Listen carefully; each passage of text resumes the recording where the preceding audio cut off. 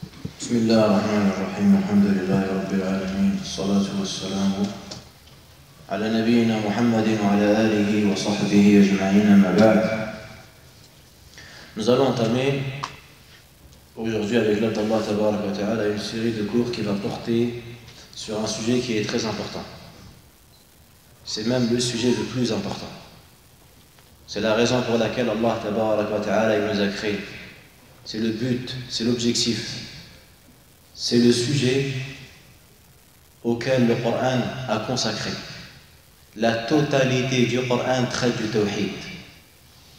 Le tawhid, c'est l'objectif pour lequel Allah Tabaraka wa Ta'ala il nous a créés, afin de l'unifier, de le vénérer, de l'adorer seul, de se soumettre à lui, d'avoir espoir et d'avoir la crainte et de se prosterner et de s'incliner que pour lui. إخلاص الدين له عز وجل والبراءة من الشرك, et de se désavouer de shirk billah, de l'association, qu'elle soit grande ou petite, qu'elle soit cachée ou apparente. Allah tabaraka wa ta'ala dit dans le Coran: وَمَا خَلَقْتُ الْجِنَّ وَالْإِنسِ إِلَّا لِيَعْبُدُونَ. Je n'ai créé les djinns et les humains que pour qu'ils m'adorent. Et également, Allah Azza wa Jal, il a envoyé tous les prophètes et tous les messagers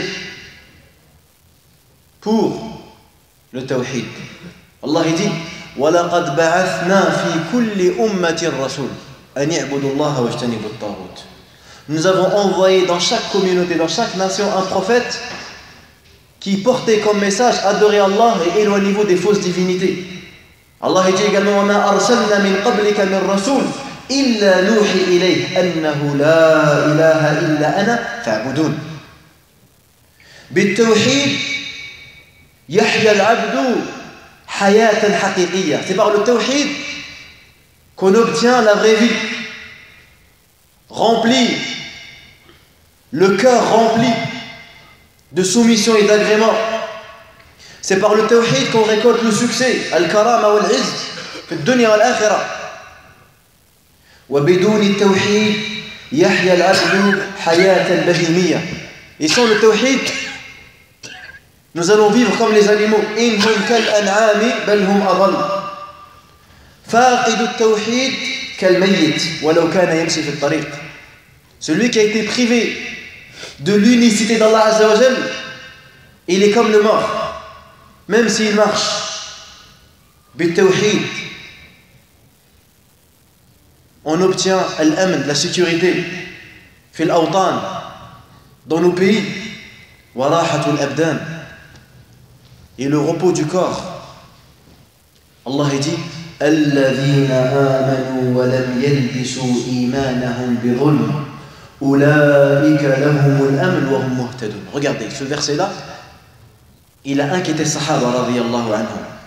Car en effet, Allah tabaraka wa ta'ala dans ce verset, il nous informe quoi? Il nous dit: alladhina amanu, ceux qui croient, wa lam yalbisu imanahum bi dhulm, et qui n'ont mélangé leur foi avec aucune injustice.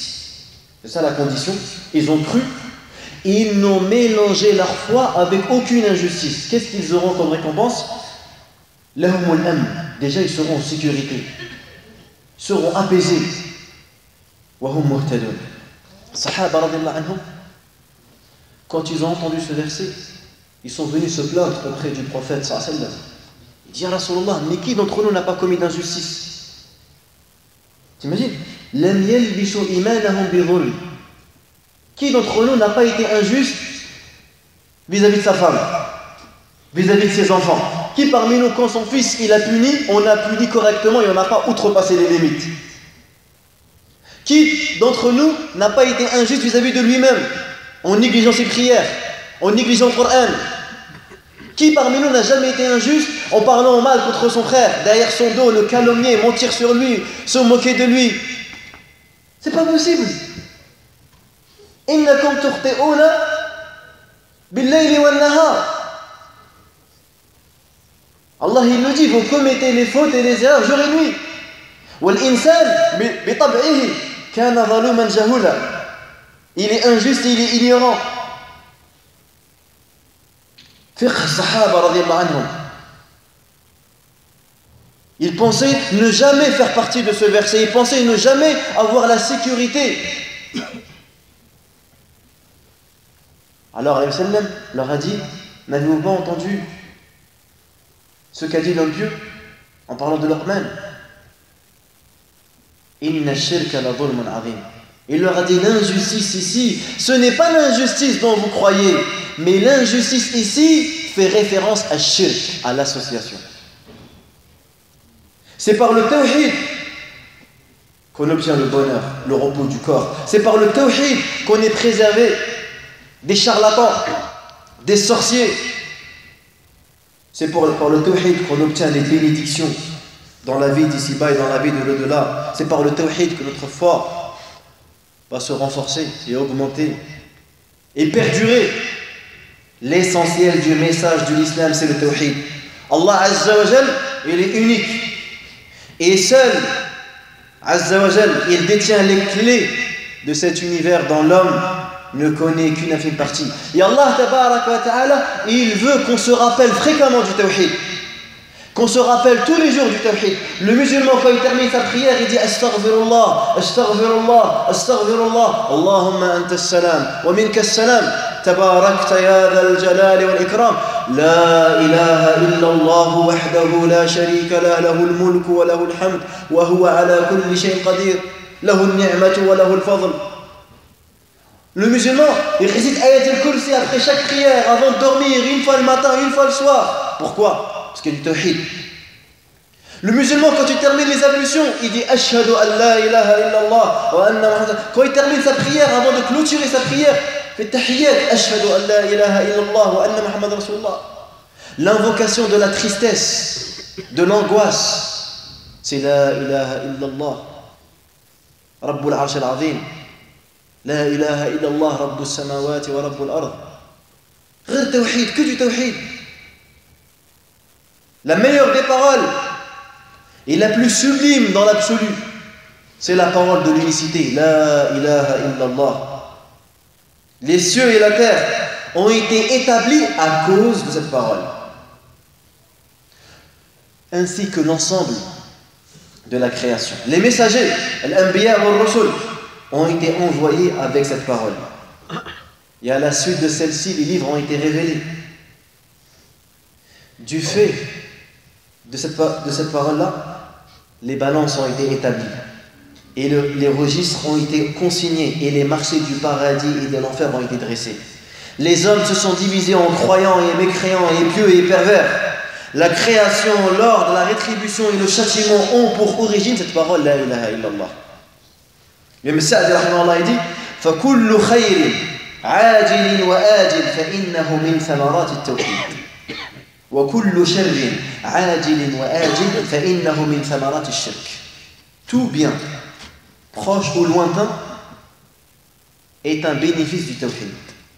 Et tout mal, proche et lointain, c'est une conséquence du shirk. Et un des versets les plus profonds qui met en évidence la dangerosité du shirk, c'est le verset où Allah Tabaraka wa Ta'ala nous informe de la parole d'Ibrahim alayhi salam lorsqu'il demande à son Seigneur Wajnubni wa baniya an na'bud al-asnam, et préserve-moi ainsi que ma descendance d'adorer al-asnam, les statues. Ce verset, il est étonnant. Parce que premièrement, regarde qui est l'énonciateur de ces propos. C'est Imam al-Hunafa. C'est le père des prophètes et des messagers. C'est celui qui a cassé les statues lorsqu'il était jeune. C'est celui qui a risqué son corps au feu pour prêcher au tawhid. Et demande à Allah Tabaraka wa Ta'ala de le préserver lui ainsi que sa descendance, de ne pas tomber dans l'adoration des idoles, des statues. Et sachez qu'il existe des idoles aussi qui habitent le cœur de l'être humain, tout comme il existe et il existait des statues. qui ont souillé les lieux de culte et les temples.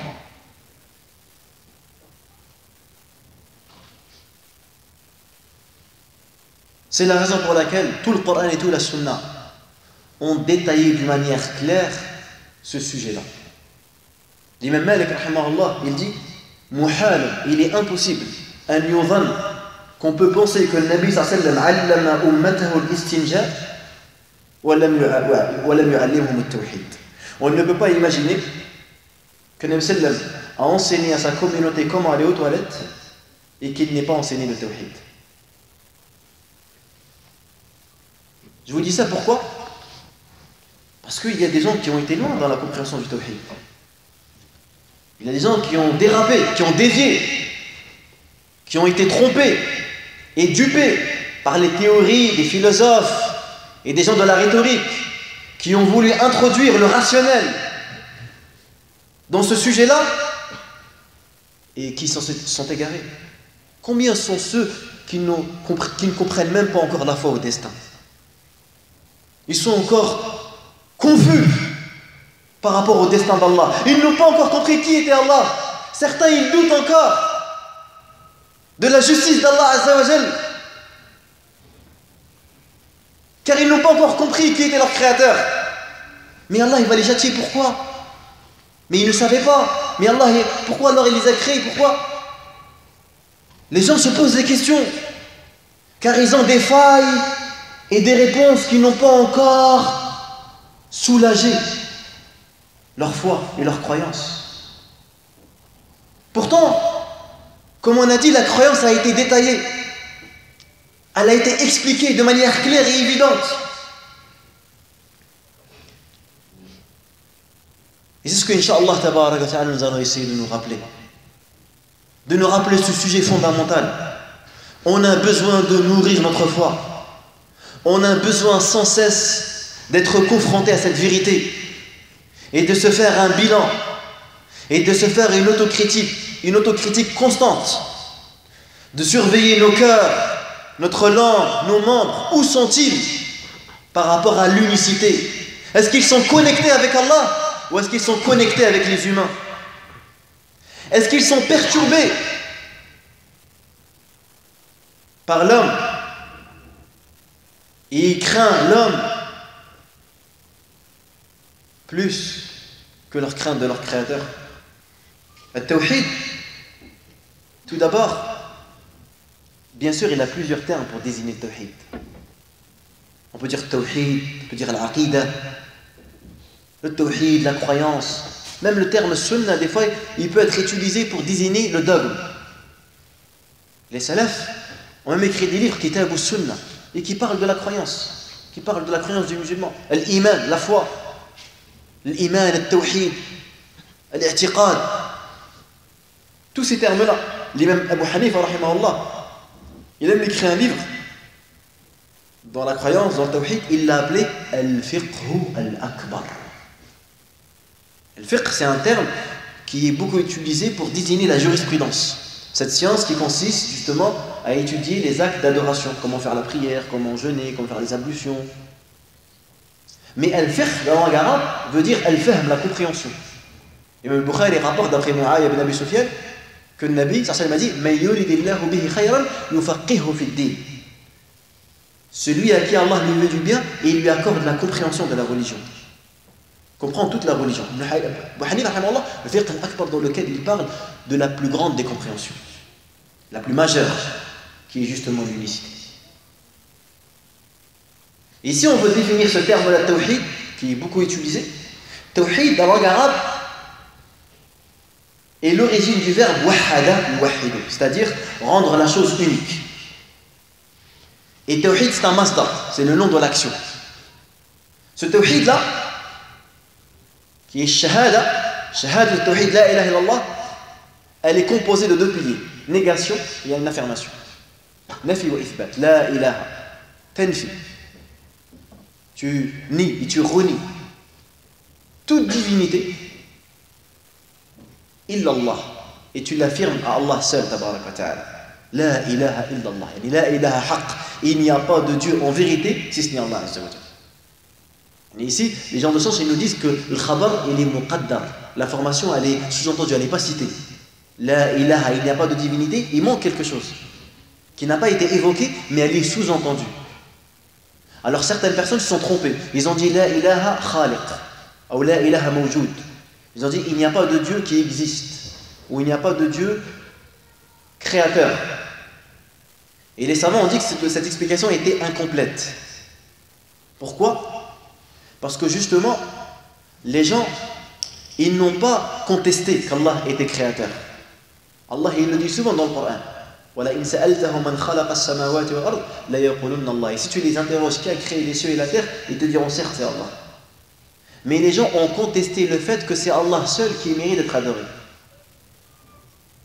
Et de plus, le Coran explique dans d'autres versets que le mot approprié c'est haqq. Allah il dit ذلك بأن الله هو الحق وأن ما يدعون من دونه الباطل. Donc il n'y a pas de Dieu en vérité. Ce mot là en vérité haqq, il est sous-entendu. Khabarun muqaddar. La ilaha illallah. Donc elle a deux piliers, une négation et une affirmation. Ce tawhid là, les gens de science, ils ont fait des efforts pour l'expliquer. Ils ont, au fur et à mesure du temps et des époques et des changements et du niveau des musulmans, ils ont donné des définitions différentes, des approches analytiques qui ont évolué au fur et à mesure du temps par rapport à la propagation de l'islam. Quand l'islam s'est propagé en Égypte, chez les Perses, en Inde, chez les Byzantins, ces gens-là étaient absorbés encore par leur culture. Parce qu'ils avaient comme croyance et comme principe. Certains même, parmi les nouveaux convertis, ont commencé à exprimer par écrit et par discussion leurs divers concepts philosophiques d'Allah Azza wa Jal. Une confusion est apparue dans la Ummah, dans laquelle la croyance unitaire, simple et pure de l'islam était devenue menacée. Les gens ne comprenaient même plus le sens de Tawhid. Tellement ces paroles étrangères sont rentrées dans notre religion. Et les gens étaient confus. Donc de là, les savants ont défini le Tawhid de manière différente. Mais toutes les définitions reviennent au même sens. Et vous savez, il y a une règle très connue qui dit La mushahada fil istilah. Il n'y a pas de querelle et il n'y a pas de dispute dans les définitions. On ne va pas disputer parce qu'on va définir la chose différemment, avec des mots différents, si les mots ont le même sens. Ibn al-Qayyim rahimahullah, il dit وَالْإِصْطِلَاحَاتُ لَا مُشَاحَةَ فِيهَا إِذَا لَمْ تَتَضَمَّنْ مَفْسَدَةً. Les définitions, il ne convient pas d'avoir de querelle et de dispute par rapport aux définitions à partir du moment où il n'y a pas de mafsada, il n'y a pas de nuisances ou de mauvaises choses qui en découlent après. Pour ça, tu vois, les gens de science, ils ont inventé et instauré des règles qui n'existaient pas au temps de Sahaba. Par exemple, si on prend dans la science de Usul al-Fiqh, le premier qui a écrit dans ce domaine, c'est l'imam Shafi'i rahimahullah. L'imam Shafi'i, il a instauré des règles. Et les savants qui sont venus après, certains ils ont pris en considération les mêmes mots qu'il a utilisés, d'autres ils ont changé les mots. Mais tout en désignant la même chose. C'est ça qui est important. Regardez. Si on veut rester dans le fiqh, pour nous, quand on dit wajib, c'est obligatoire. C'est vrai pas. Et quand on dit mustahab, c'est recommandé. Ça, c'est notre définition. Mais tu peux trouver, chez certains savants, ils peuvent utiliser le mot sunnah pour désigner quelque chose d'obligation. Et certains, ils peuvent utiliser le mot obligatoire pour désigner quelque chose qui est recommandé. Un exemple concret. Nabi sallallahu alayhi wa sallam dit Ghuslu yawm al-jumu'ah wajibun ala kulli muhtalim. Le lavage du vendredi, il est obligatoire, wajib. Sur chaque pubère. Si tu prends le sens littéral, wajibun ala kulli muhtalim, tu vas dire que se laver le vendredi est une obligation. Alors qu'aucun savant ne dit ça. Tous les savants disent que c'est sunnah. C'est-à-dire que si tu n'as pas pris ta douche le vendredi, tu n'as pas commis de péché. Mais tu as manqué une faveur. Ça, c'est des istilahat. Tout comme le terme sunnah a une conception différente chez les savants du hadith que celle des fuqaha. Et ils ne sont pas disputés à cause de ça. Et tout ça pour venir en fait à une question importante qui parle de tawhid. Parce que souvent nous, on entend une définition de tawhid qui est beaucoup répétée et qui est bénéfique et simple à comprendre. C'est de dire que le tawhid se divise en 3 catégories. Le tawhid de la seigneurie, al-rububiyya, wa tawhid al-uluhiyya, le tawhid de la divinité, wa tawhid al-asma' wa sifat, le tawhid des noms et des attributs. Jusqu'à là on suit. C'est une manière très simple pour expliquer le tawhid. Tawhid al-rububiyya, c'est-à-dire pour avoir un bon tawhid, pour avoir un tawhid véridique et authentique, il faut réunir les 3 choses. Tout d'abord, unifier Allah dans sa rububiyya, c'est-à-dire dans sa création, dans ses actes à lui. Tu dois unifier Allah, Azza wa Jal, dans la création, dans la pourvoyance, dans la gérance de l'univers. Et ça implique que tu es convaincu que c'est le seul qui pourvoit, c'est le seul qui protège, c'est le seul qui guérit. Donc automatiquement, tu ne fais pas partie parmi ceux qui sont attachés au porte-bonheur, ou ceux qui tombent dans la superstition, ou ceux qui craignent énormément les êtres humains, parce que tu sais que c'est Allah qui dirige tout.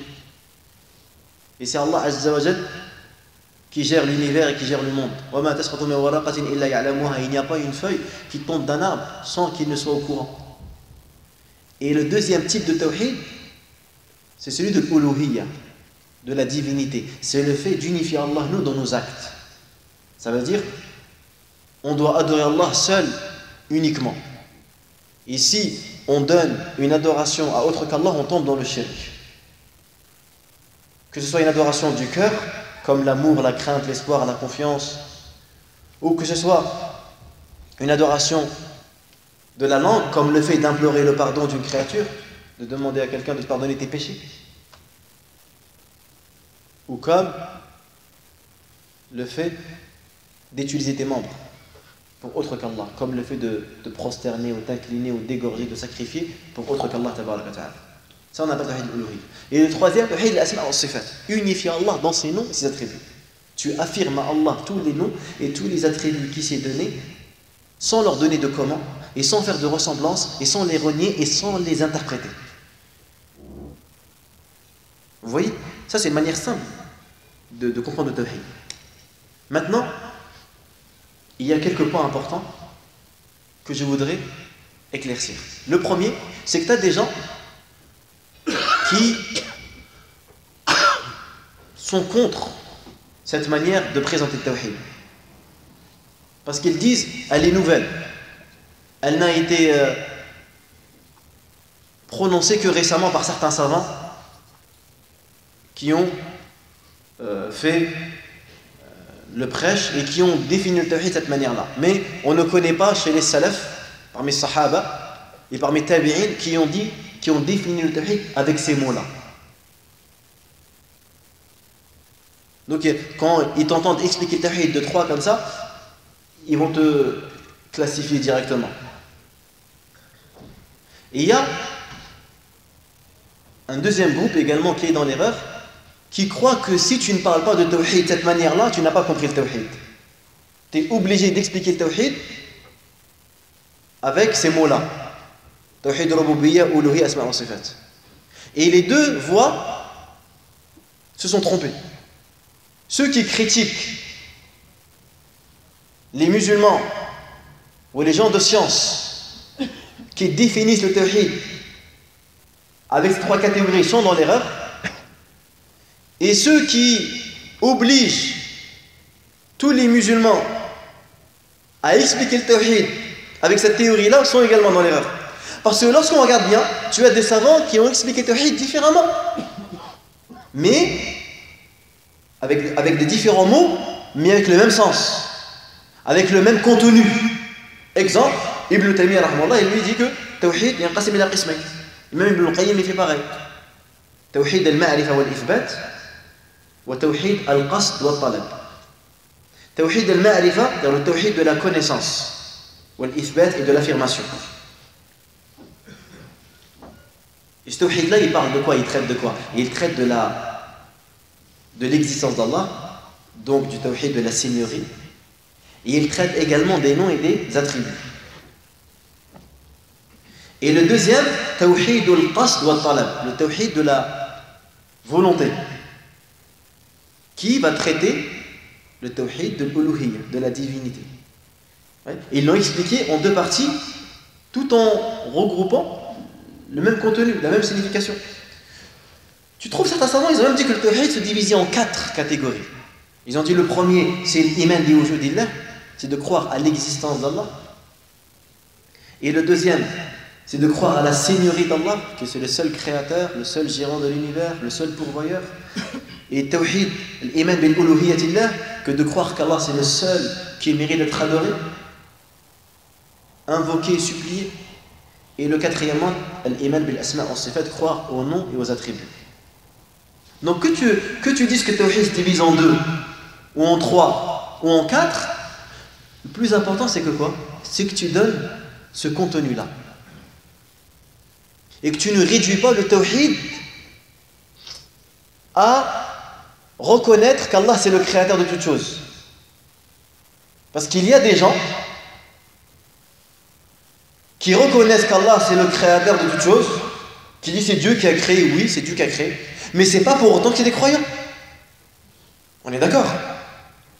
Il y a des gens qui disent que Dieu c'est le créateur de toutes choses, mais c'est pas des croyants. Pourquoi c'est pas des croyants? Parce que ils ont donné un égal à Allah Azza wa Jal. Ils lui ont donné un égal. Ils lui ont donné un associé. Soit un prophète, soit un ange, soit une créature, soit même leur passion.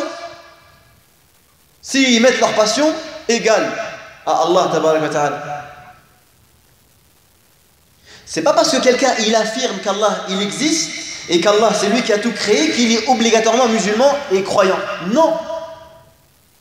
Quelqu'un il peut dire Allah il existe, Allah c'est le créateur de tout, mais après il va aller égorger pour un djinn. Est-ce que c'est un croyant? Non. Abada ghayr Allah, comment tu peux dire c'est un croyant? Car en effet les Arabes à l'époque c'était des gens qui reconnaissaient Allah. Nabi sallallahu alayhi wa sallam il avait un homme, il dit t'as combien de dieux? Lui j'en ai 7. Un dans le ciel et 6 sur terre. Tu te diriges vers qui quand tu es dans la difficulté et dans l'impasse? Il a dit celui qui se trouve dans le ciel. Les Arabes, à l'époque de l'Jahiliya, ils faisaient le pèlerinage. Et ils prononçaient même la talbiya. Ils disaient labbaik Allahumma labbaik. Labbaik la sharika laka labbaik. Mais eux, ils rajoutaient une autre phrase. Ils disaient illa sharikan huwa lak. Tamlikuhu wa ma malak. Ils se contredisent. Ils disent tu n'as pas d'associé sauf un associé qui t'appartient, tu le détiens et tu détiens tout ce qu'il possède. Donc l'arabe il reconnaissait Allah. En aucun cas les Arabes ils ont renié Allah, ils ont dit qu'Allah n'existait pas ou Allah il n'a rien créé. Non. Mais leur problème, ils ont dit aja'ala al-alihata ilaha wahida inna hadha la shay'un ajab. A-t-il fait de la divinité une seule? C'est vraiment quelque chose d'étonnant. Donc tout ça pour vous dire quoi? Pour vous dire il ne faut pas rester bloqué sur les mots. Le plus important c'est de donner le contenu. Que tu me dises le tawhid, il se divise en 2. Tawhid al-ma'rifa wal-ithbat wa tawhid al-qasd wal-talab. Ou que tu me dises tawhid al-rububiyya, uluhiyya, asma' wa sifat. Ou que tu me dises l'iman bi wujudillah wal-iman bi uluhiyyatillah wa rububiyyatillah wa asma' wa sifatih. C'est pareil. Et le fait que Sahaba anhum n'ont pas donné cette définition-là, avec ces mots-là, n'est pas une preuve qu'elle n'est pas correcte. Est-ce que Sahaba, ils avaient citer ceux qui annulent les ablutions. Et quand je prends ceux qui annulent les ablutions, ce qui sort des deux orifices, le sommeil profond, toucher son sexe, sans intermédiaire, etc. Est-ce que ça c'est... Non, ça c'est des choses, c'est la had que les savants sont venus après pour faciliter l'accès aux musulmans. Car en effet, Sahaba al-Anhum, ils avaient une connaissance profonde en langue arabe. Ils comprenaient le tawhid. Ils comprenaient les mots qu'Allah a utilisés dans le Coran. Mais ceux qui viennent après, surtout quand l'islam s'est propagé et que des gens qui n'avaient pas la langue arabe, qui n'avaient pas la même compréhension que les savants ont eu besoin d'expliquer encore et de détailler encore et encore. Parce que notre niveau de compréhension n'est pas le même que le leur. Même si eux, en vérité, ils ont divisé le tawhid. Même Ibn Jarir al-Tabari, rahimahullah, il rapporte des athars d'Ibn Abbas qui a fait la différence entre Rububiyya et l'Uluhiyya. Radiyallahu anhu. Donc le plus important, c'est de donner ce sens-là. Parce qu'au fur et à mesure du temps, les savants musulmans, ils ont développé les sciences. Est-ce que Abu Bakr al-Siddiq, Omar ibn Khattab, ils connaissaient Ahkam al-Nun al-Sakina? Est-ce que tu lui dis c'est quoi l'idhar al-idgham? Est-ce qu'il te répond? Vous savez pas c'était quoi ça l'idhar al-idgham? Ces mots-là ils sont venus après. Et tajwid, ils le pratiquaient, Sahaba. Puisqu'ils ont appris le Coran de la bouche du prophète, et puisque leur langue, ils connaissaient leur langue. Un arabe, il ne va pas dire faman ya'mal, il va dire faman ya'mal. C'est naturel pour lui, c'est naturel. Bis-saliqa, ça va de soi, c'est sa langue. Mais au fur et à mesure des siècles, la langue a été développée. Et on a fait ce qu'on appelle tajwid avant. Il était inclus dans les livres de langue arabe. Par exemple, Sibawi, dans son livre Al-Kitab, dedans il y avait Nahu, la grammaire, il y avait As-Sarf, la conjugaison, et il y avait Tajwid. Mais avec le temps, c'est devenu une science à part entière. Et même les lectures, on les attribue à des savants. On dit Warsh. Warsh, c'était un homme. Warsh, c'est pas lui qui a inventé la lecture. Astaghfirullah. La lecture, c'est Allah Azza wa Jal qui l'a révélée. Mais Warsh, il l'a appris de son professeur, qui lui l'a apprise d'un sahabi, qui lui l'a appris du prophète. Mais comme c'est Warsh qui l'a propagé, et c'est Warsh qui a formé des élèves, on a appelé cette manière de réciter Warsh. Elle a mérité son nom, parce qu'il a été la cause de sa propagation. Tout comme on dit l'école des Maliki, des Shafi'i. Est-ce que c'est Malik qui a inventé la manière d'adorer Allah? Comment on prie? C'est lui qui a dit ça? Non. Malik, il a déduit des textes du Coran et de la Sunna comment on devait prier, comment on devait jeûner. Un effort intellectuel. Donc quand les gens disent que Tawhid c'est divisé en 3 ou divisé en 2, c'est une déduction. Ne viens pas me dire c'est quoi la preuve que c'est divisé en 3. C'est une déduction, hada istilah. Si tu n'es pas d'accord avec en 3, il n'y a pas de problème. Dis-moi c'est quoi pour toi Tawhid. Si tu me dis Tawhid, c'est de dire que Allah c'est le Dieu, c'est le Créateur. Ben, je te dis c'est insuffisant. Parce que les Arabes ils l'ont dit, et Nabi sallam n'a pas tenu compte de ça. Tant qu'il n'adore pas un seul Dieu. Et il ne rejette pas les fausses divinités. Il faut rejeter les fausses divinités. Ça c'est important.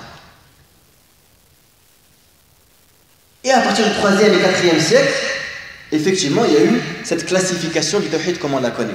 Tout comme si on prend dans les autres sciences, par rapport,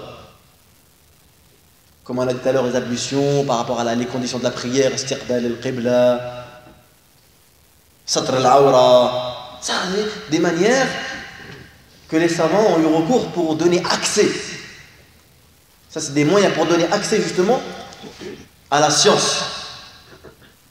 Et toi, quand tu parles avec quelqu'un de débutant, tu n'utilises pas les mêmes mots qu'avec quelqu'un qui est avancé. C'est logique et c'est naturel.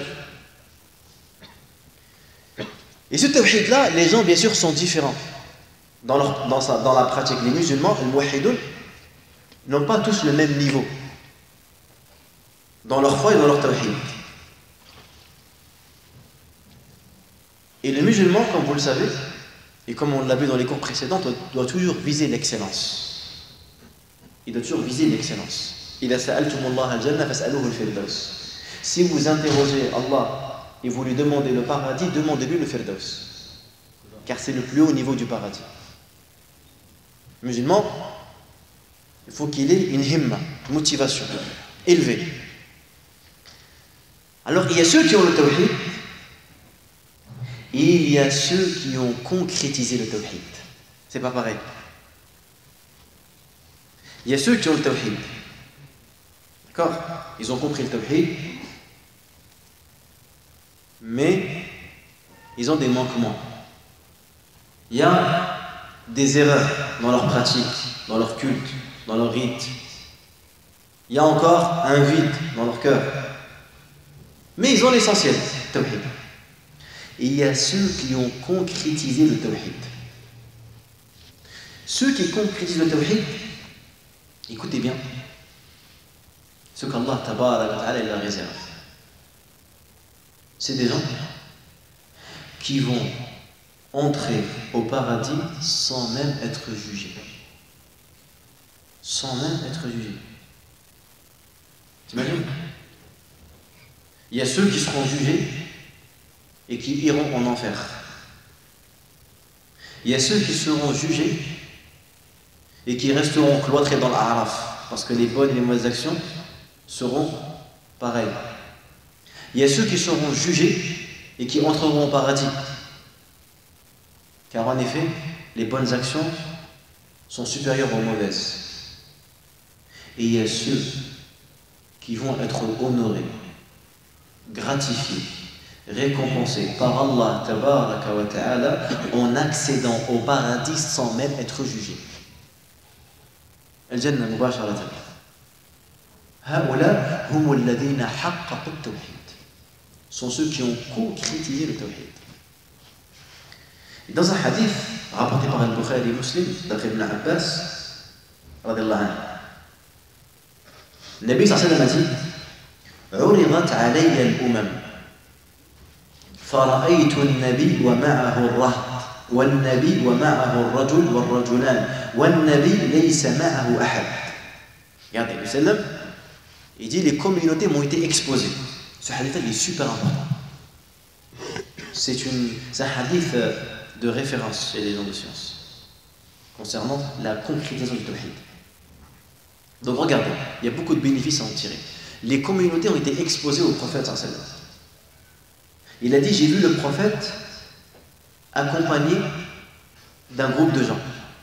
Raht, c'est un groupe, mais il n'est pas plus de 10.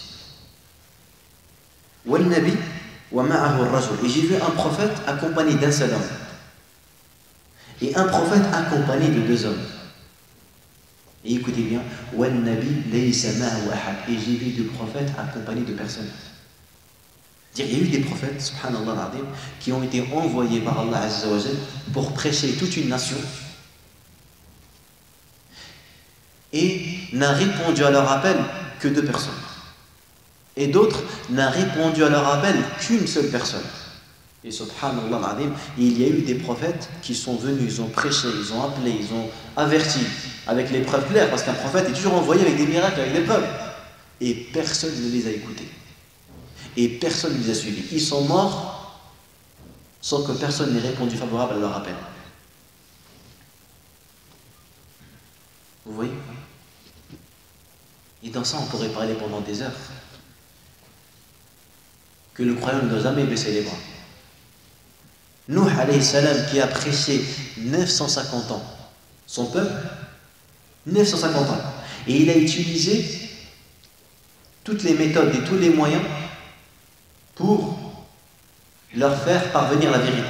Je les ai prêchés la nuit et le jour, en secret, en public. Allah dit à la fin: et il n'y a que peu de gens qui ont suivi sa voie. Peu de gens. Pendant 950 ans. Peu de gens.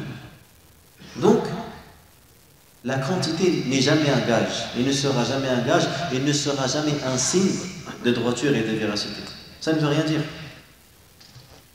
Nous, aujourd'hui, on est beaucoup subjugués par la quantité, par le grand nombre. C'est vrai ou pas? Mais qu'est-ce que ça nous a apporté? Tu trouves beaucoup de gens, ils te disent: ouais, nous, masha'Allah, dans notre mosquée, toutes les semaines, on a un converti. Et alors, après, qu'est-ce que ça a changé? Ça a changé quoi? Le converti déjà qui est venu, pourquoi il est venu se convertir? Moi je peux vous dire que la plupart qui viennent, souvent c'est le mariage. Moi je vous le dis, je suis témoin. Je peux vous dire 70%, je sais pas, mais c'est ça. Allahu a'lam. C'est le mariage. Tu vas me dire, oui, mais, mashallah, t'as vu, il y a du monde dans les mosquées. Même les mosquées peuvent être remplies. Tant que les musulmans viennent à la mosquée pour oublier leurs problèmes, et non pas pour adorer Allah et concrétiser le tawhid, on n'avancera pas. Oui, beaucoup de musulmans ils viennent à la mosquée, mais pourquoi ils viennent à la mosquée? Il vient à la mosquée pour oublier ses soucis, pour oublier ses problèmes, pour vider la rancœur, pour vider la souffrance qu'il subit dans le quotidien, soit par sa famille, soit par sa société, ou soit parce qu'il n'a pas réussi sa vie. Il cherche à se soulager en venant à la mosquée. Il ne cherche pas à concrétiser l'unicité d'Allah. Il ne cherche pas à adorer Allah. Il ne cherche pas à se soumettre à Allah. Il ne cherche pas à vénérer, à glorifier son Créateur de par le cœur, de par la langue, de par les membres. Il cherche à se sentir mieux.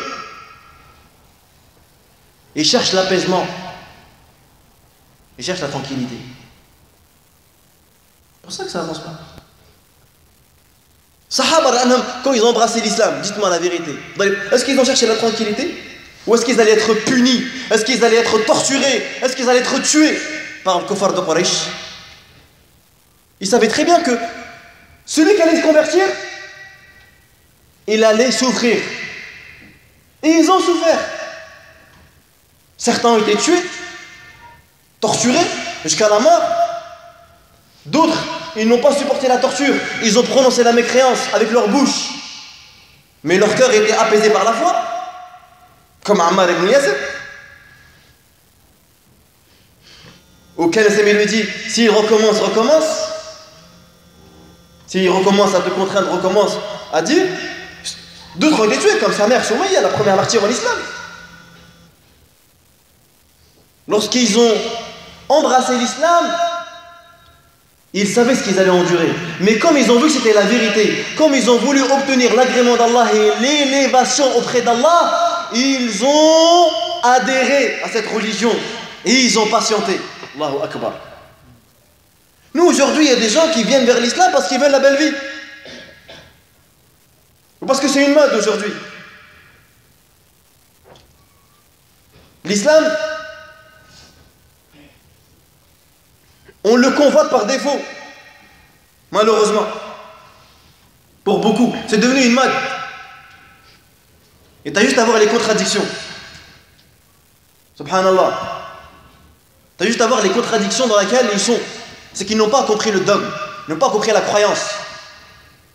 ومن الناس من يعبد الله على حرف إن أصابه خيرا اطمأن به وإن أصابته فتنة انقلب على وجهه خسر الدنيا والآخرة. Il y a des gens qui adorent Allah sur un bord. Quand un bien il le touche, il est apaisé. Et quand un mal le touche, il s'égare. Et il retourne son dos. Et il perd la vie d'ici-bas et la vie de l'au-delà. Ils n'ont pas compris le tawhid. Wa Rabbil Kaaba, pour beaucoup, ils n'ont pas compris le tawhid.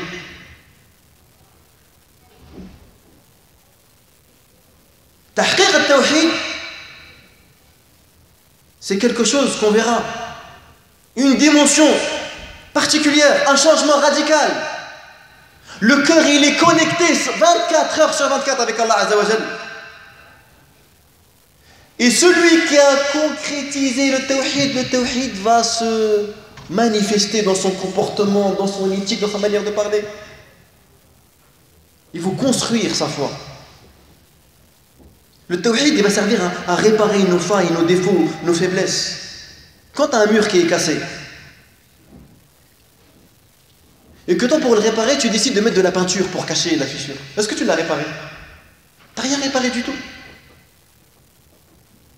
Des fois, on entend Des fois, tu entends des trucs. Moi, une fois, je passe devant une école, je vois une fille, une sœur, en hijab, elle fume de la chicha. Vous vous rendez compte? Des femmes qui ont le hijab qui tombent dans le zina. Wallah que ça existe. C'est un truc de ouf. Tu crois pas. Quand tu entends les témoignages, tu te dis c'est pas possible. Tu la vois dehors, tu te dis Masha'Allah, Allahu Akbar. Et tu vois celle qui n'a pas, peut-être tu vas dire ah, laisse tomber.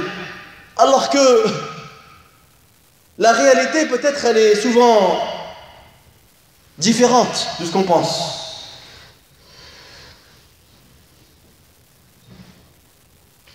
Enfin, ce hadith-là, regardez.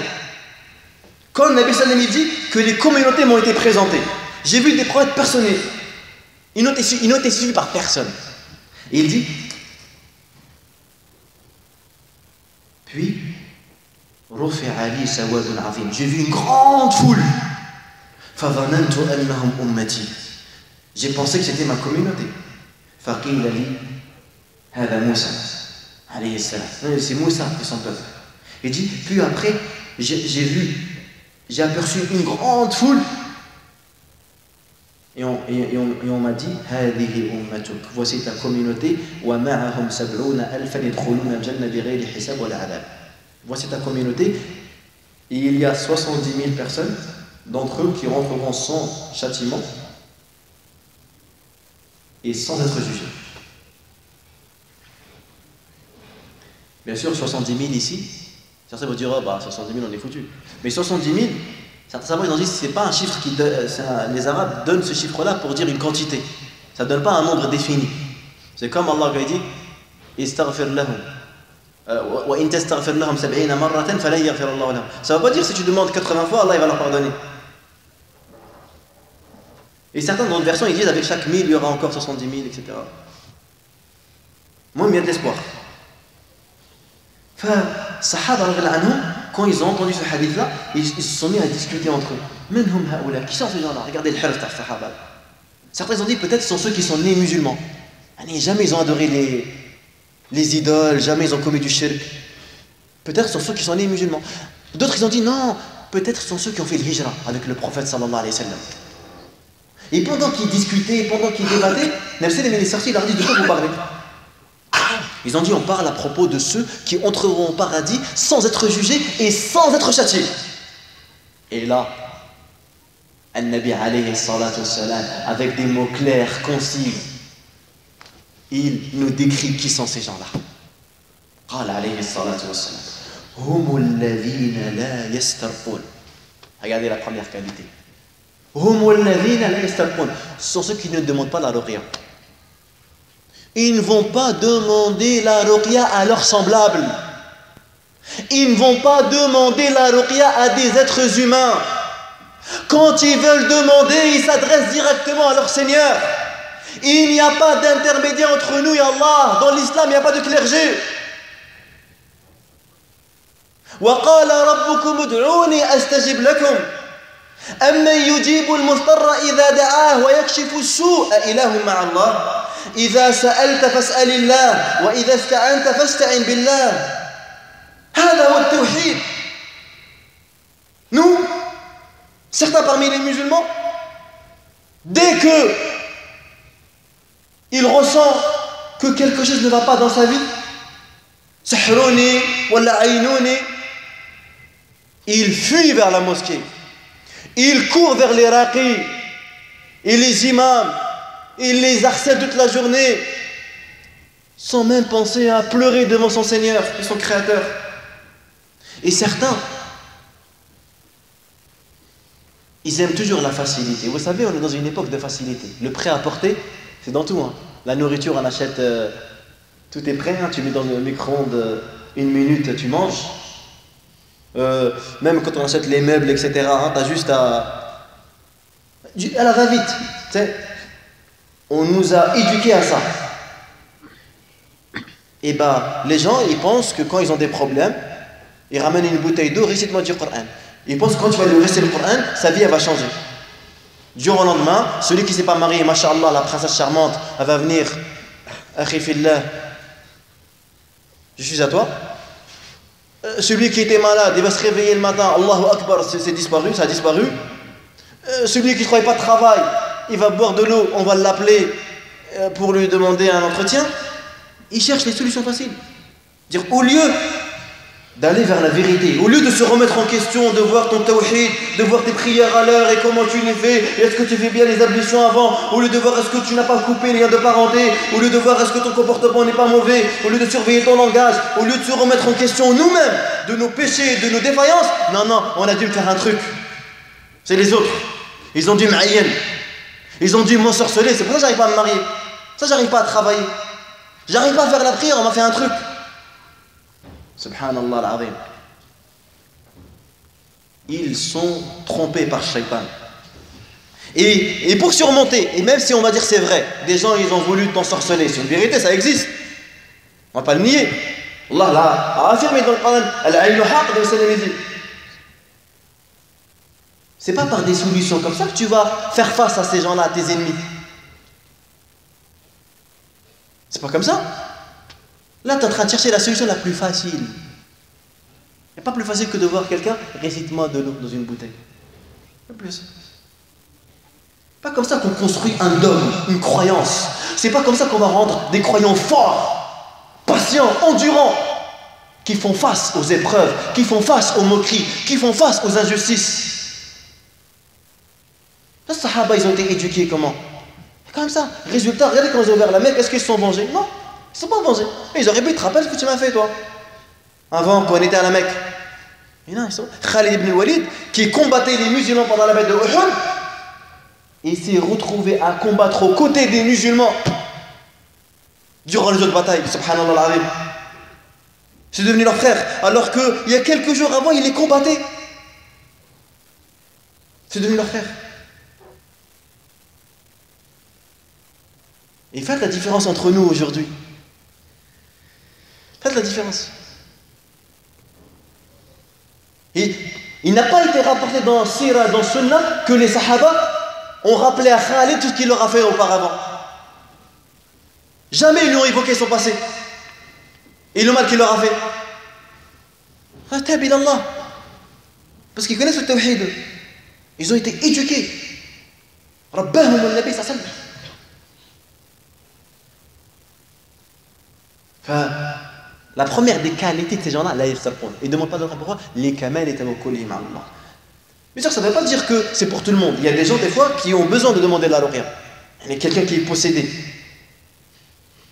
et qui ne connaît pas le Coran et qui n'a pas de quoi faire face. Il est trop faible pour se débarrasser. On ne va pas lui dire reste comme ça. Non, on va dire toi, vaut mieux que tu demandes la ruqya.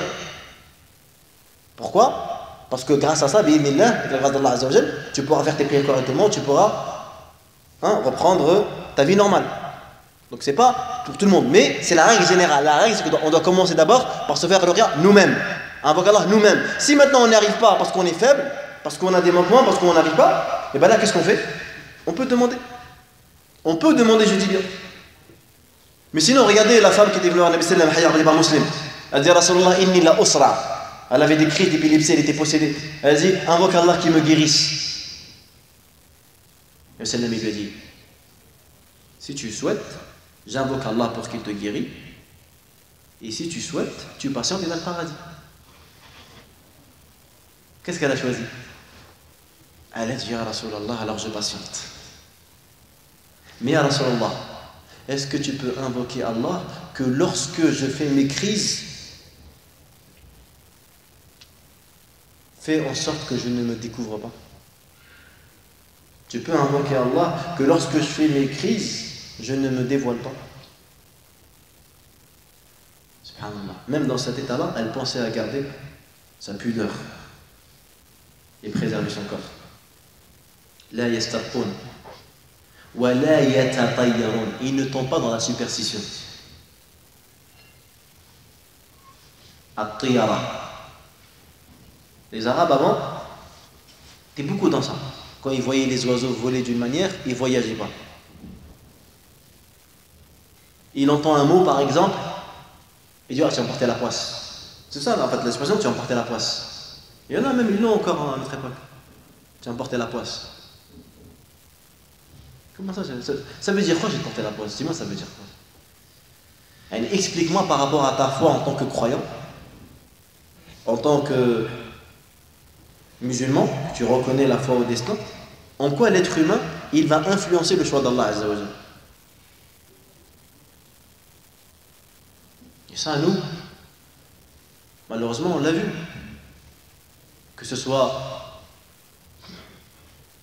pour être dans le concret, quelqu'un qui a le chaussure à l'envers. Quelqu'un, tu chaussure aller à l'envers. Il panique, mais remets-la, pourquoi? Parce que d'après certaines croyances, quand tu laisses la chaussure à l'envers, il peut t'arriver un truc. Ou sinon, certains, ouais, tu marches pas sur moi, ou pas ça sur une échelle, ou je sais pas quoi. Tu vois, il y en a, ils ont des pensées. Je sais pas, ils les ont ramenés où? Ils les ont ramenés d'où? Tiyar. Celui qui a Tiyara n'a pas concrétisé le tawhid, n'a pas encore bien compris le tawhid, totalement. Wala yaktaoun. Le kay, c'est le fait de se brûler. Les gens, ils se guérissaient comme ça avant.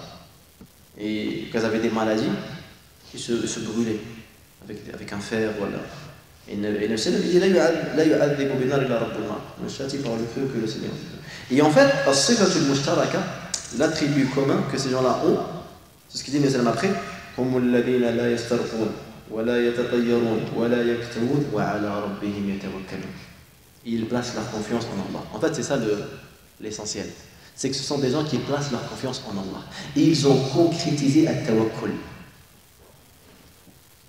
De manière à que leurs cœurs ne sont plus attachés aux causes. Les causes, tu dois les faire. Les causes, c'est quoi? Les causes, tu dois les faire, mais ton cœur ne doit pas les voir. C'est impressionnant. C'est dur à mettre en pratique. C'est-à-dire, toi, tu fais les causes. Tu prends les médicaments, tu vas chercher le travail, tu apprends la science. Mais ton cœur, il est convaincu, il est conscient que le donateur, c'est Allah Azza wa Jalla. Il est connecté avec Allah subhanahu wa ta'ala. Et une fois que tu obtiens le résultat, ces causes-là sont invisibles pour toi. Pour toi, c'est Allah qui a donné. والتوكل هو جماع الإيمان بل هو الغاية القصوى. Tawakkul, c'est ce qui définit la foi. Et c'est l'objectif. Et le but même. Comment concrétiser le tawhid? Par quel moyen musulman, croyant, et peut concrétiser le tawhid? Tout d'abord, les savants nous disent que concrétiser le tawhid se fait de deux manières. La première étape déjà est une étape qui est obligatoire, qui doit être accomplie par chaque musulman. Et la deuxième est une étape recommandée. Nous allons commencer d'abord par expliquer l'étape obligatoire. Ça veut dire, en fait, chaque musulman doit concrétiser une part de tawhid.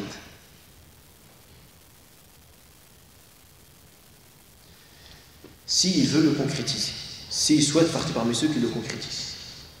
L'étape obligatoire, vraiment, pour faire partie parmi ceux qui concrétisent le tawhid, et pour être à l'abri du châtiment d'Allah, Azza wa Jal, c'est la première, tarku shirk, délaisser un shirk qui soit grand ou petit.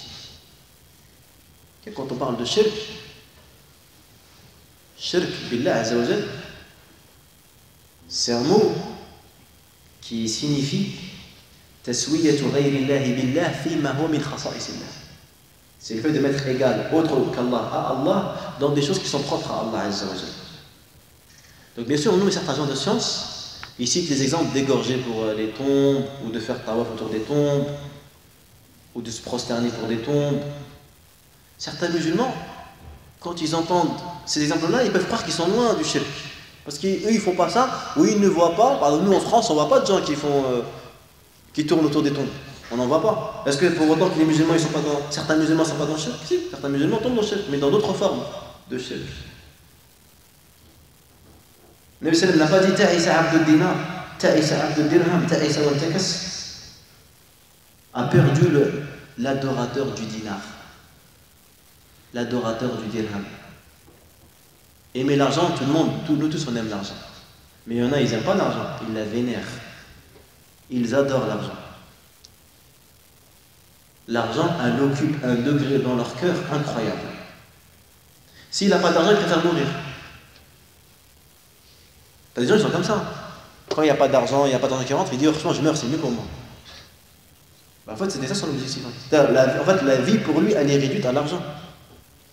Donc si pour l'argent tu es prêt à vivre et à mourir, alayha nahya wa alayha namout, c'est que ça y est, c'est devenu un ilah cet argent-là. Alors qu'entre parenthèses, Cheikh al-Islam dit que normalement un croyant, l'argent doit être pour lui comme les toilettes. Et tu vas aux toilettes quand on a besoin. L'argent tu vas la chercher quand on a besoin. Pour accomplir les nécessités de la vie. C'est un moyen, c'est pas un but l'argent. C'est juste un moyen. Les femmes, dans certains, sa femme elle le quitte, presque il va se tuer. Ou regardez le sport aujourd'hui. C'est plus un loisir pour certains. C'est plus un loisir. Et il délaisse ses prières, il délaisse. T'en as même quand il marque un but, il fait la croix là, comme ils font les joueurs. Il veut imiter. Mais c'est pas que c'est ce qu'il est en train de faire, il est en train de annuler sa foi. Ah, il marque un but, il fait comme. Mais ça veut dire quoi ça? Quand tu le fais?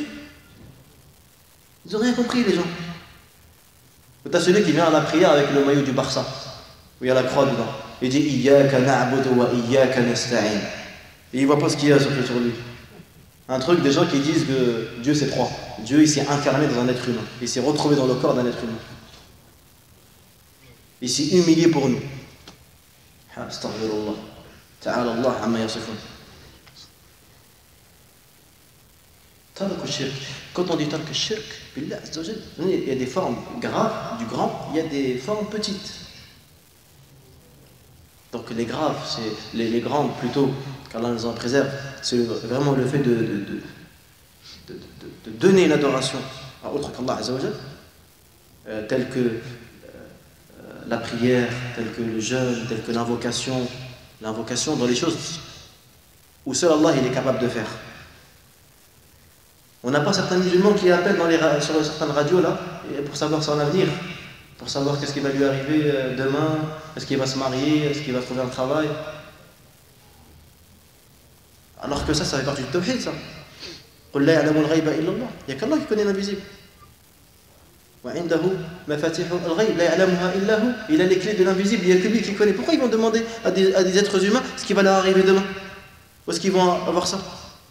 Subhanallah. Alors que dit celui qui va voir un voyant ou un mage et il le croit, il a mécru sur la chose qui a été révélée sur Muhammad. Il y en a qui commettent ce type de péché, certains encore qui commettent du shirk petit, mais ils ne se rendent même pas compte que dans leurs paroles, ils sont dans le shirk.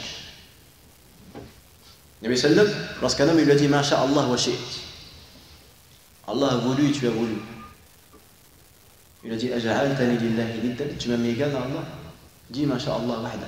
Regardez-nous, même notre manière de parler, comment on parle. Oh, franchement, s'il n'y avait pas son airbag, là, il serait mort. Ça veut dire quoi, ça, s'il n'y aurait pas son airbag, il serait mort?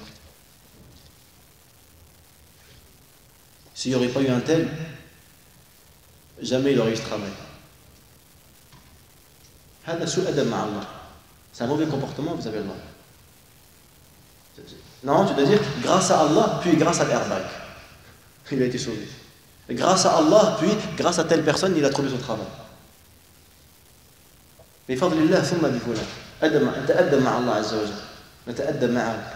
On a un comportement avec notre Seigneur, même quand on parle. On ressent le tawhid, même notre manière de nous exprimer. Il y a des mots qu'il faut qu'ils restent propres pour Allah. Donc, la première des étapes pour concrétiser le tawhid obligatoire, c'est de délaisser tout le shirk, grand, petit, caché, apparent. Et croyez-moi, si on commence à s'étaler sur les formes de polythéisme, le fait de dire à quelqu'un qu'Allah ne te pardonne pas, ou tu iras en enfer, tu parles à la place d'Allah, c'est du shirk ça. Tu juges les gens. tu condamnes quelqu'un à l'enfer, alors que tu es une créature. C'est grave ça aussi. Et on connaît le hadith de celui dans toutes ses actions, on a les deux frères. On avait cité, toutes les actions ont été annulées, parce qu'il a dit Wallah, Allah ne te pardonnera pas. Il n'a pas compris le tawhid. Tawhid, ça veut dire les décisions d'Allah, c'est lui qui les prend. Tu ne te mêles pas, reste à ta place. Et on a même dit que les savants ont pris de ce hadith-là pour dire celui qui prétend qu'un tel a subi une maladie à cause de ses péchés, qu'il a parlé sur Allah sans science. Parce que comment pourrait-il savoir? Comment tu peux prétendre qu'un tel, il est éprouvé parce qu'il fait trop de péchés? Qu'est-ce que tu en sais? Qu'est-ce que tu en sais? Est-ce que ses péchés sont pardonnés ou pas? Qu'est-ce que tu en sais de la raison, de la volonté d'Allah? Qu'est-ce que tu en sais? Comment tu peux savoir qu'Allah il a eu cette volonté de l'éprouver pour le punir et non pas pour autre chose? Qu'est-ce que tu en sais? Man ant.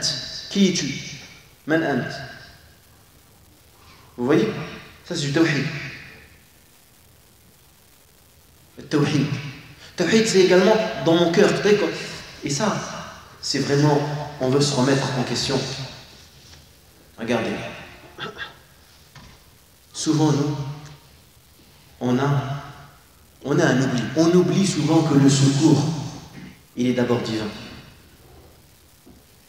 Dans une époque d'engrenage et de rouage d'ultra-matérialisme, nous sommes souvent davantage focalisés sur les causes apparentes et leurs conséquences, oubliant qu'elles résultent toutes d'une cause initiale qui est la volonté d'Allah Ta'ala. Si nous sommes en mer et pris en pleine tempête, le réflexe le plus courant et immédiat est de chercher un moyen sûr de rejoindre le rivage. Gilet de sauvetage, appel à l'aide, canot de sauvetage. Le problème, c'est qu'on a tendance à oublier que le secours est, avant tout et surtout, à rechercher auprès d'Allah. C'est pareil aussi lorsque on se rend à un entretien d'embauche. On s'y prépare physiquement et intellectuellement. Mais avons-nous levé les mains au ciel pour implorer l'aide d'Allah Azza wa Jal? Si ce n'est pas le cas, c'est que notre tawhid de Rububiyya doit être renforcé, il doit être nourri. Également, ce qu'on ressent parmi les marques, parmi les aspects de faiblesse du tawhid, l'oubli que nos actes sont avant tout pour plaire à Allah Azza wa Jal. Nous accomplissons dans le quotidien des actes. Par exemple, on va citer la prière. Il peut nous arriver des fois de réciter, de faire la prière en groupe, ou avec des frères, ou des sœurs entre elles. Il se peut qu'on reçoive certaines éloges pour une belle récitation.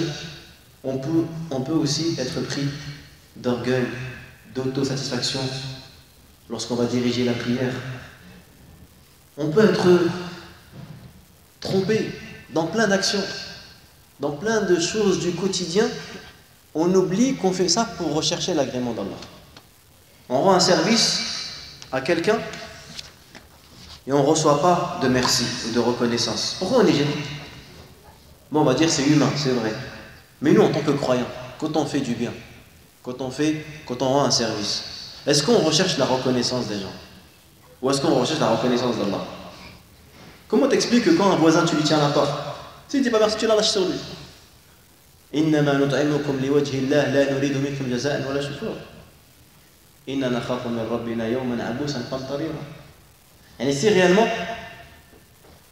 on est bon envers notre famille parce que on veut plaire à Allah, pourquoi moi je me refuse d'appeler mon oncle parce que lui ne m'a pas appelé, ou d'appeler mon frère parce que lui ne m'a pas appelé, ou de commencer à lui passer salam parce que lui n'a pas commencé? Puisque moi je cherche l'agrément d'Allah. Ça, parce qu'on l'oublie souvent. On oublie de formuler l'intention. Parce qu'il y a des gens qui sont éveillés, qui formulent l'intention même dans les actes banals de leur vie, comme on le verra.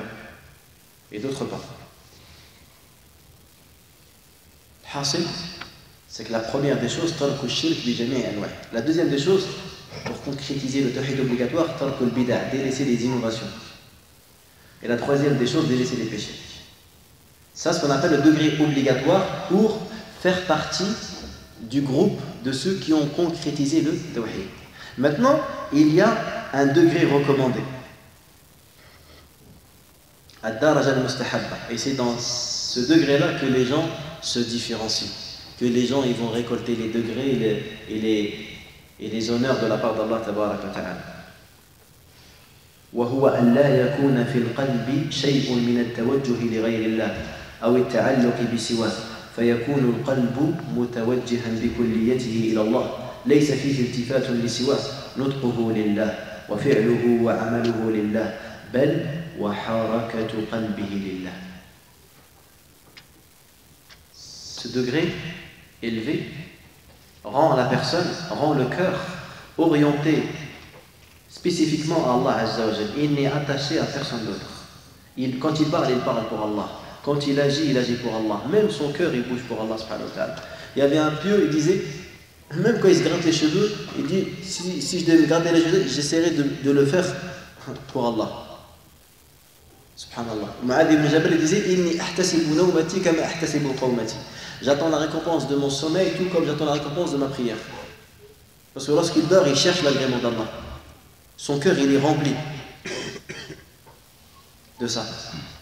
À la quête et à la recherche de l'amour d'Allah subhanahu wa ta'ala. C'est pour ça que tu vois sa manière de prier, sa manière d'invoquer. Yudhhir al-tama' wal-faqr lillah azza wa jal. D'ailleurs, regardez, il y a une règle qui dit que la ithara fi al-ibadat. C'est quoi l'ithar? L'ithar, c'est le fait de devancer son frère. En soi, l'ithar, c'est une qualité. Allah dit wa yu'thiruna ala anfusihim walau kana bihim khasasa. Dans dunya, c'est une qualité des vertus.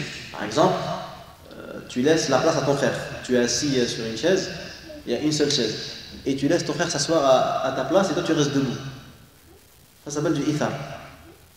Tu as un morceau de viande, tu as faim, tu as envie de manger, mais tu laisses à ton frère qui a faim aussi, et toi tu ne le manges pas et tu préfères que lui il mange. Ça c'est le degré élevé de la foi, al-ithar. Comme ils ont fait Sahaba. Quand les Mécois sont venus à Médine, il y en a, il a donné la moitié de sa maison, la moitié de son argent.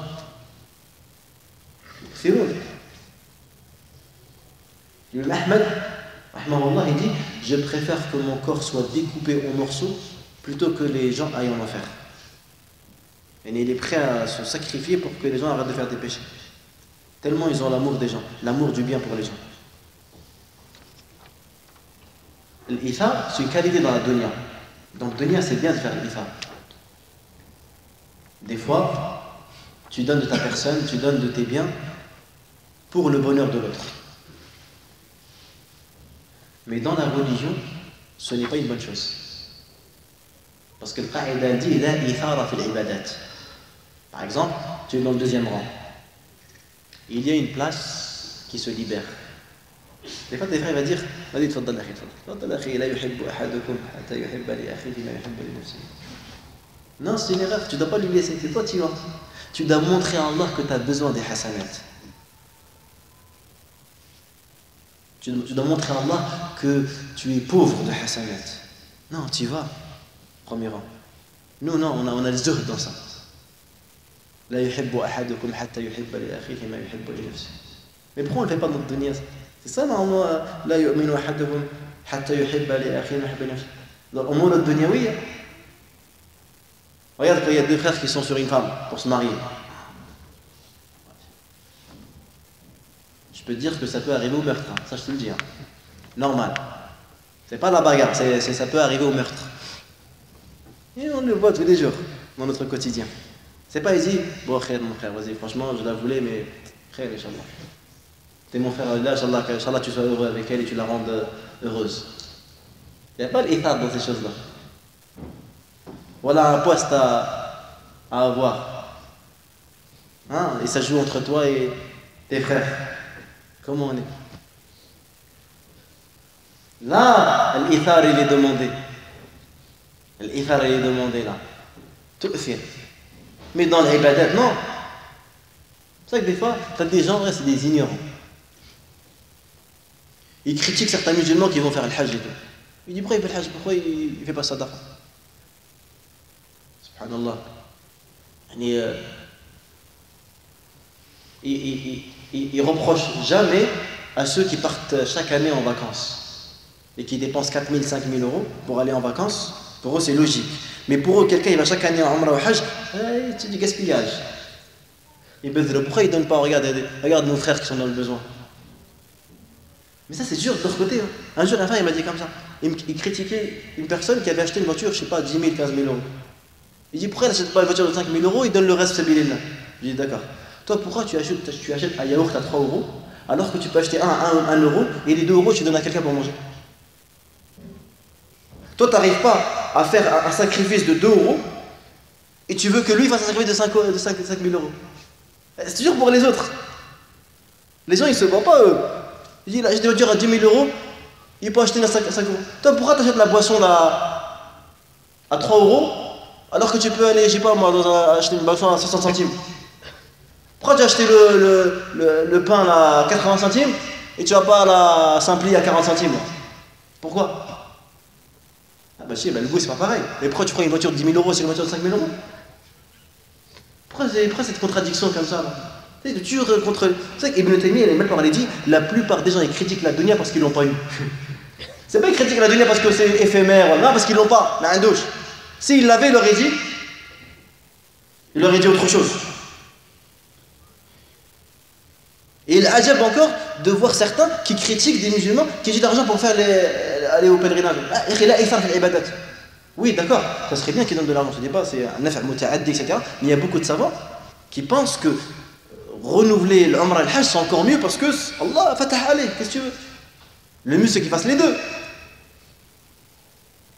Mais lui, Allah lui a donné de l'argent, il veut faire le khair, il veut faire du Hajj, il veut faire l'Umrah. Pourquoi tu veux dire c'est haram, c'est tabdhir? Et quand il s'agit de vacances, vous dites rien. Mais en fait, c'est de la jalousie parce qu'ils aimeraient bien aller à la Mecque chaque année. Mais ils ne peuvent pas. Vous avez vu comment le nefs, il rentre dans l'ego, il rentre dans nos choix et dans nos critiques qu'on fait au nom de la religion.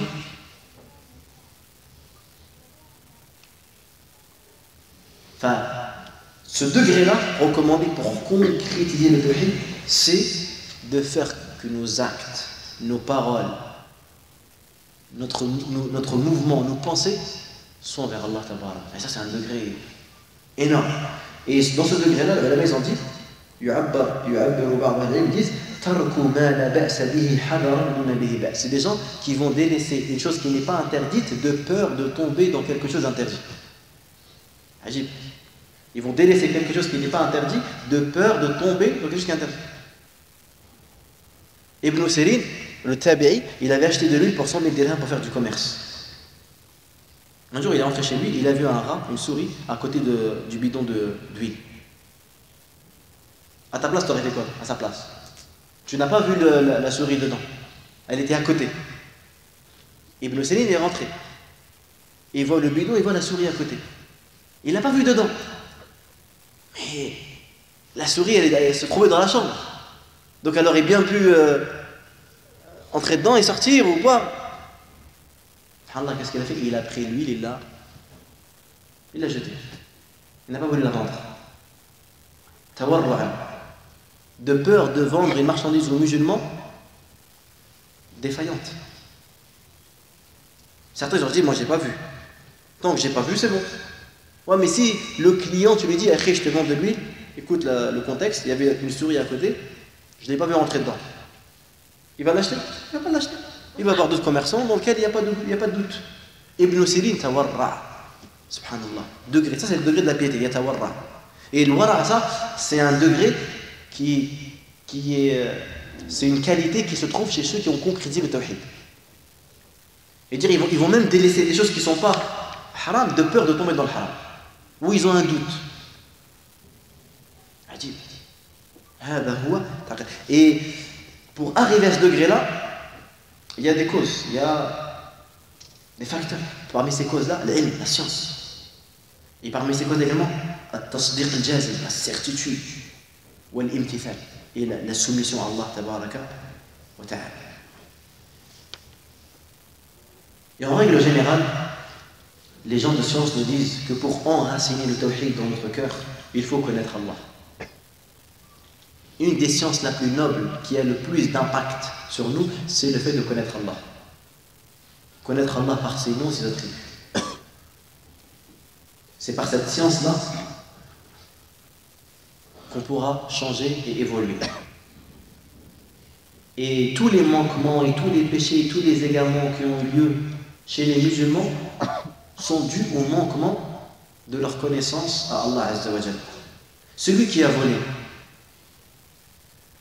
celui qui vole, pourquoi il a volé? Parce qu'il n'a pas compris c'est quoi le sens du nom Ar-Razzaq. S'il avait réellement compris ça veut dire quoi Ar-Razzaq, jamais il aurait volé et jamais il aurait accepté un travail dans lequel il y a le haram. Regarde, subhanallah, regardez les gens dans la religion, subhanallah, ils cherchent toujours la facilité. Quelqu'un, je pose une question, quelqu'un il fait un travail, il ne lui plaît pas, ils ne sont pas bien. Ils ne sont pas bien. Et le patron il est trop dur, et les collègues ils sont chiants. Il va chercher un autre travail ou pas? Il va le chercher, c'est vrai. Quelqu'un il n'arrive pas à faire ses prières à l'heure. Il ne va pas se dire je cherche un autre travail. Il va venir, mais je fais comment? J'ai hâte de travailler. Et il veut que tu lui dises, non, tu ne pries pas, tu rentres le soir, tu fais les 5 prières, jumlatan wa tafsilan. Mais, oui, jamais, subhanallah, quand ils ne sont pas bien dans leur salaire, ou quand ils ne sont pas bien dans leur boulot, l'environnement, ils vont avoir l'idée d'aller travailler ailleurs, là où ils se sentent mieux. Là où il n'est pas insulté, ou là où il est pas, on ne se moque pas de lui, ou là où on ne le prive pas de son droit, là où on le paye bien. Ils vont avoir cette envie de changer de travail. Mais quand il n'arrive pas à faire ses prières, il va chercher toutes les fatwas du monde pour lui autoriser de faire toutes ses prières le soir. Il est où le tawhid là? Il est où le nom al-Razzaq, al-Wahhab? Vous voyez? Je vais dire, mais on fait comment? Subhanallah, les musulmans, ils font comment les musulmans qui. C'est-à-dire tous les musulmans qui travaillent ne font pas la prière? Tous les musulmans qui travaillent ne prient pas? Les gens, ils cherchent toujours la facilité quand il s'agit de religion.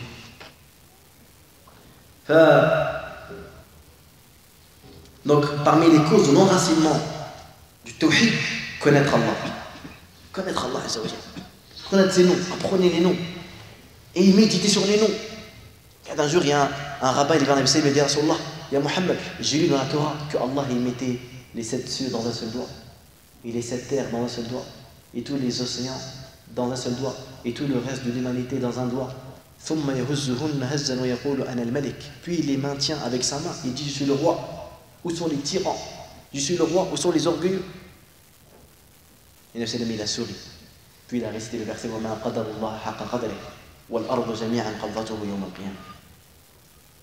on ne pourra jamais connaître Allah. Et on ne pourra jamais craindre Allah comme il se doit si on ne le connaît pas. Il faut le connaître.